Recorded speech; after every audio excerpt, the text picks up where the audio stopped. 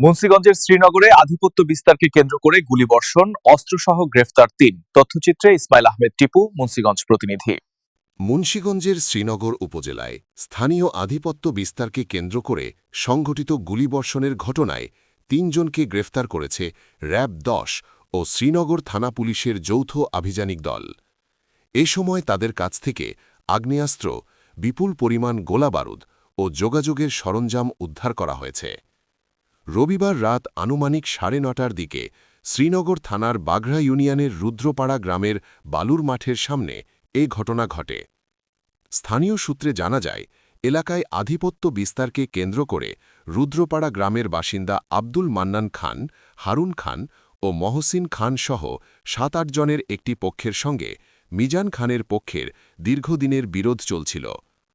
ঘটনার দিন দুই পক্ষের মধ্যে কথা কাটাকাটির এক পর্যায়ে হারুন খান তার লাইসেন্সকৃত একনালা বন্দুক থেকে কয়েক রাউন্ড গুলি ছোড়েন।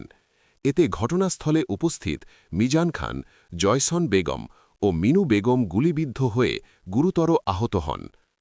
পরে স্থানীয় লোকজন তাদের উদ্ধার করে দ্রুত শ্রীনগর উপজেলা স্বাস্থ্য কমপ্লেক্সে নিয়ে যায়। ঘটনার খবর পেয়ে র‍্যাব-১০-এর সিপিসি-২ শ্রীনগর ক্যাম্পের একটি আভিযানিক দল এবং শ্রীনগর থানা পুলিশ যৌথভাবে অভিযান চালায়।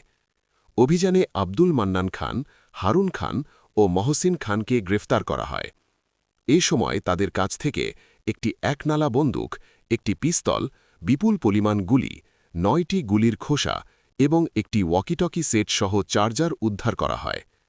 উদ্ধারকৃত আলামত র‍্যাব ও পুলিশের উপস্থিতিতে জব্দ করা হয়েছে।